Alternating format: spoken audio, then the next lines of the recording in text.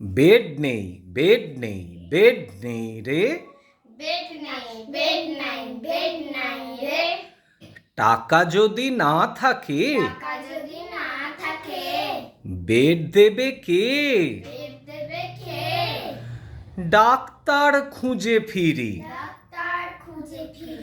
Doctor কই? Doctor কই? Doctor বিদেশেতে, doctor বিদেশেতে, দেশেতেই নেই। দেশেতেই নেই। কর্পোরেটের সাথে কর্পোরেটের সাথে ডাক্তার বাধা, ডাক্তার বাঁধা। তাই আজ তাই আজ সব কিছু সবকিছু হয়ে গেছে ধাঁধা। হয়ে গেছে ধাঁধা। দরজার সামনেতে দরজার সামনেতে তিনখানা গাড়ি, তিনখানা গাড়ি। বোঝা ভারী মুশকিল। বোঝা ভারী মুশকিল। ব্যবসার নারী, ব্যবসার নারী, জীবনের নারী আজ, জীবনের নারী আজ, জীবনের নারী আজ জীবনের নারী আজ ব্যাংকেতে বাধা। ব্যাংকেতে বাঁধা। জীবনের নারী আজ জীবনের নারী আজ ব্যাংকেতে বাধা। ব্যাংকেতে বাঁধা। বিজ্ঞাপনের ফাঁদে বিজ্ঞাপনের ফাঁদে সব কিছু সাদা, সবকিছু সাদা। সব কিছু সাদা দাদা, সবকিছু সাদা দাদা। সব কিছু সাদা। সবকিছু সাদা। যে কবিতাটা বললাম, কারো বাড়িতে যখন কেউ অসুস্থ হয় তখন ঠিক এই অবস্থা, এই পরিস্থিতি তৈরি হয়। এই গ্লোবালাইজেশনের যুগে আর আমাদের যে সোশিও ইকোনমিক কন্ডিশন, তাতে চিকিৎসা যে করা, মানে চিকিৎসা যে পরিষেবা, তা অত্যন্ত ব্যয়বহুল। এবং সেটা শুধুমাত্র ব্যয়বহুল নয়, এবং অনেক কিছু মানে বাধা বিপত্তি পেরিয়ে করতে হয়। যাদের মেডিক্লেম নেই বা টাকা নেই তাদের তো বেড পাওয়া নিয়েই সমস্যা হয়। কারো হয়তো মেডিক্লেম আছে, 5 কোটি টাকার ইন্স্যুরেন্স আছে, তার আবার চিকিৎসা পরিষেবা নিয়ে সমস্যা হয়। মানে এক কথায়, মানে স্বাস্থ্যজনিত যে দরিদ্রতায় যখন মানুষ পড়ে, তখন কি অর্থনৈতিক দিক দিয়ে কি মানসিক দিক দিয়ে সে চরম বিপর্যয়ের মধ্যে এসে পড়ে। এছাড়া ইনফেকশাস ডিজিজ, এখন আবার নতুন করে করোনার নতুন ভ্যারিয়েন্ট এসছে KP2। আজকে করোনা, আজকে KP2, কালকে ডেঙ্গি, আবার এই কয়েকদিন বাদে বর্ষার জল জমবে, মশা হবে, ডেঙ্গি হবে, হ্যাঁ, বিভিন্ন চিকেনগুনিয়া টুনিয়া, আর এমনি জীবনযাত্রার রকমারি রোগ তো আছেই। এখন অনেকে বলতে পারে আমার তো 5 কোটি টাকার ইন্স্যুরেন্স আছে, আমি নয় চিকিৎসা করব, এ হবে, আমার কি যায় আসে, ডাক্তার দেখাবো। কিন্তু মানসিক বিপর্যয় সেটা হয় না। যখন মানুষ অসুস্থ হয়, বিশেষ করে জীবনযাত্রাজনিত অসুস্থতা, সেই ডিজিজ কখনো কিওর হয় না। কিওর বলতে কি বোঝায়? Cure is to be healthy without any treatment, কিন্তু সেই কন্ট্রোল হয়, কিওর হয় না। এমনকি ওই যে অনেকে বলে না যে যোগব্যায়াম করুন, যোগব্যায়াম করলে কিওর হয়ে যাবে, একদমই না। যতদিন ব্যায়াম করবেন ততদিনই ওটাও কন্ট্রোলেই থাকে, কিওর হয় না। এখন বিষয়টা হচ্ছে, আমি এই ভিডিওটা করছি সেটা মূল কারণ হচ্ছে প্রাথমিক স্বাস্থ্য এবং চিকিৎসা পরিষেবা বা স্বাস্থ্য পরিষেবার যে পার্থক্য, সেটা 99% মানুষ বোঝেই না। যেমন গ্রামে যারা অন্ধকারে থাকা মানুষ সাপে কাটলে ওঝার কাছে যায় হসপিটালে অ্যান্টিভেনাম নেওয়ার বদলে, তেমনি শহরের যারা বই পড়া শিক্ষিত মানুষ তারাও ম্যাক্সিমামই মনে করে যে মেডিকেল হেলথ কেয়ার মানে অনলি ডক্টর। ডক্টর দেবী শেঠি এ ব্যাপারে একবার বলেছিলেন যে medical health care not means only doctor, doctors are very very small part of entire delivery mechanism। কিন্তু সাধারণ মানুষ করে কি, যে কোনো বিষয়ে যে কোনো ডাক্তারের কাছে গিয়ে জিজ্ঞাসা করে। ধরুন ডাক্তারবাবু আমি কি এক্সারসাইজ করব, একজন ডাক্তারবাবুর পেশেন্টের সঙ্গে কথোপকথন করছি, তখন ডাক্তারবাবু বলছেন যে আপনি হাঁটবেন। বলছে কিভাবে হাঁটবো ডাক্তারবাবু? তখন ডাক্তারবাবু বলছেন শুনুন, কালকে হাঁটবেন না, পরশু দিনকে না আপনি 3 পা হাঁটবেন, আর প্রতিদিন আধ ঘন্টা হাঁটবেন, সপ্তাহে 3 দিন। পেশেন্ট তো হা করে চেয়ে আছে যে ডাক্তারবাবু তাহলে কি বললো, কিভাবে হাঁটতে সপ্তাহে 3 দিন প্রতিদিন আধ ঘন্টা, কালকে না পরশু দিন 3 পা। এটা বিখ্যাত ডক্টর শীতল ঘোষের, উনি অসম্ভব হিউমারাস ছিলেন। এরকম উল্টো পাল্টা প্রশ্নে উনি অত্যন্ত বিরক্ত। এটা শুধু উনি না, সমস্ত ধরনের কার্ডিওলজিস্ট, নিউরোলজিস্ট, মেডিসিনের ডাক্তারের কাছে গিয়ে আপনি জিজ্ঞেস করছেন যে আমি কি ব্যায়াম করব, কি করে আমার ওয়েট আমি রিডিউস করব, এসব হাস্যকর প্রশ্ন করছেন। আমি তো খেতে ভালোবাসি, একবার আর কি ওই নখ কাটাতে নখ আর কি উঠেছিল, আর সেটাকে নেগলেক্ট করবার জন্য, গুরুত্ব না দেওয়ার জন্য পুজ হয়ে গেছিল। তা আমি আরজি করের একজন রিটায়ার্ড আর কি প্রফেসর ডাক্তার মেডিসিনের ডক্টর A.K. দাসের কাছে গেছিলাম। উনি অসম্ভব হিউমারাস।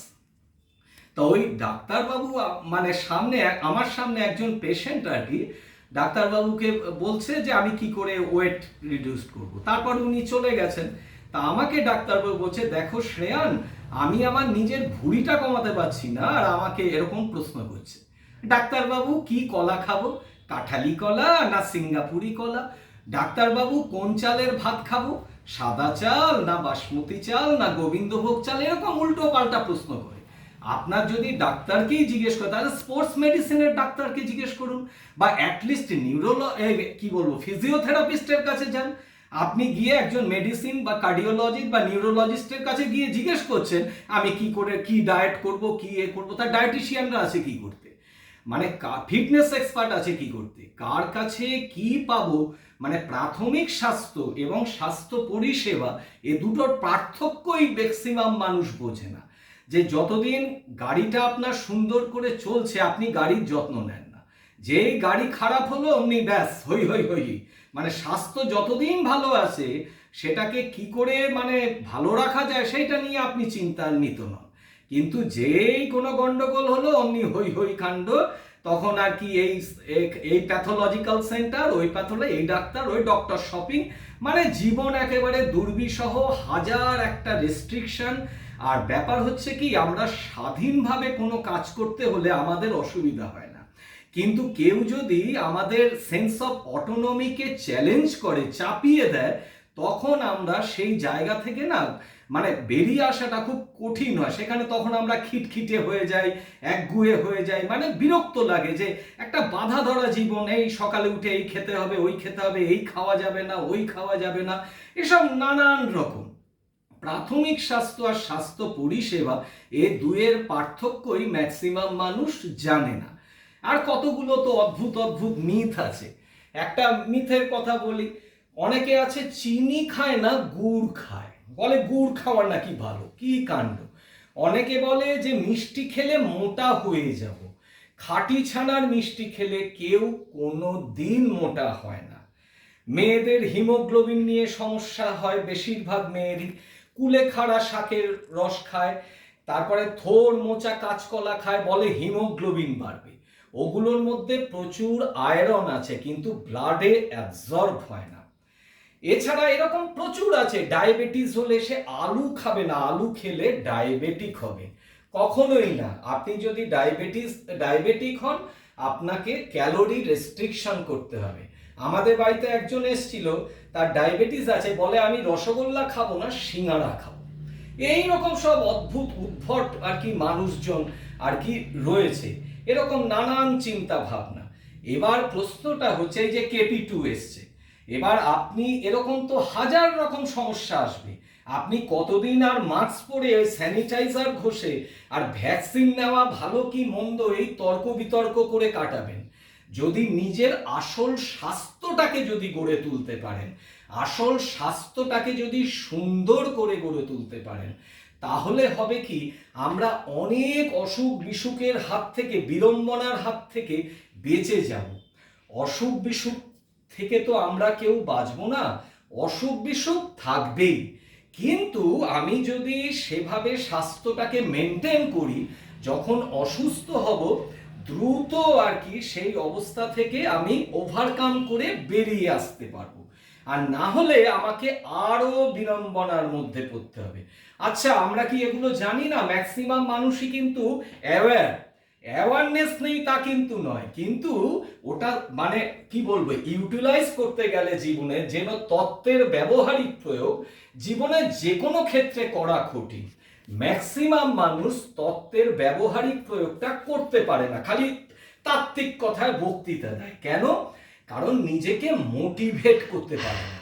আমাদের দেশে মানসিক স্বাস্থ্য নিয়ে কিছু করা, মন নিয়ে কিছু বলতে যাওয়া চরম অপরাধ।